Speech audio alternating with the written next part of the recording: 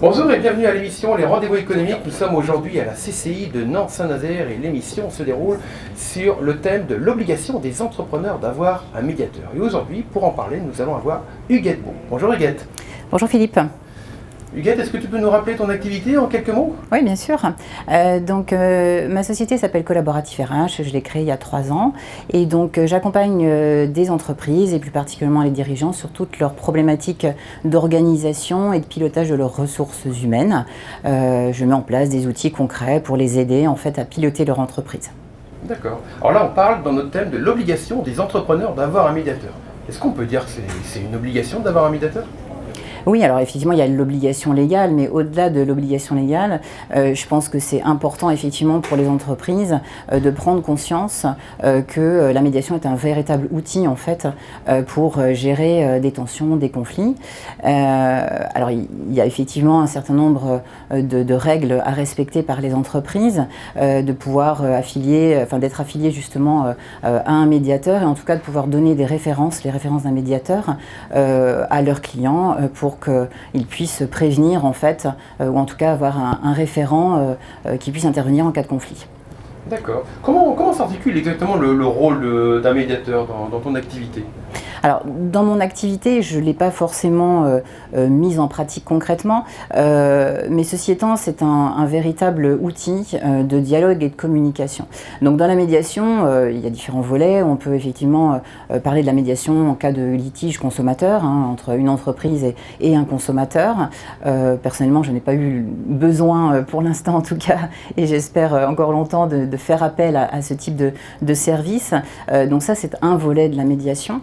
Le volet qui me paraît aussi intéressant pour moi et plus en lien en fait avec mes activités, c'est vraiment celui qui permet de gérer ou de solutionner en tout cas des tensions entre l'entreprise, le dirigeant, les responsables et les salariés. D'accord, justement, tu parles beaucoup de solutions, d'outils. Est-ce que tu peux nous décrire un peu plus précisément ces outils pour pouvoir débloquer un litige, un conflit dans une entreprise ?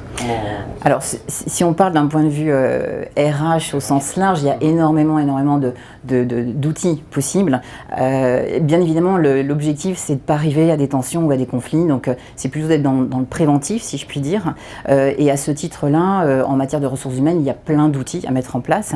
Ça peut être simplement déjà de commencer par définir un petit peu les fonctions et les attentes de l'entreprise par rapport à ses salariés, ce qui n'est pas toujours clair. Et quand il y a du flou, ça veut dire qu'il y a un espace quelque part de tension, d'incompréhension et qui peut générer et qui peut aller vers des conflits.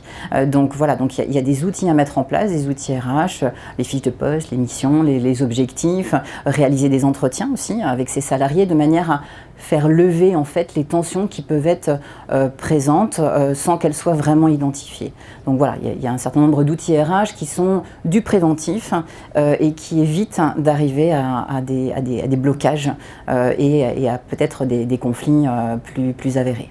Il vaut mieux avoir donc des outils préventifs, c'est mieux de prévenir que de guérir, comme on le dit souvent. Néanmoins, quand tu agis, quand on fait appel à toi justement pour pouvoir soigner l'entreprise, soigner le petit bobo de l'entreprise, ça dure combien de temps en moyenne ? Tout dépend un petit peu de la problématique. Ouais. On peut intervenir sur différents sujets. Si effectivement il y a des outils à mettre en place, eh bien ça peut prendre effectivement quelques jours, quelques semaines. Tout dépend un petit peu de l'objectif. Ce qui est important, c'est vraiment de définir avec le dirigeant, et ça s'applique quelle que soit la taille de l'entreprise. Il y a des choses très accessibles à mettre en place, même dans une PME. Et on peut mettre en place des outils très simples. Ce qui est important, donc, c'est de définir la stratégie, les attentes du dirigeant et de mettre en place ensuite des solutions qui lui correspondent et qui correspondent à l'entreprise. Voilà. Ensuite, voilà, si effectivement il y a des soucis de communication, on peut intervenir aussi sur des ateliers assez rapides aussi, et assez, en quelques ateliers. On peut aussi, avec des outils adaptés, on peut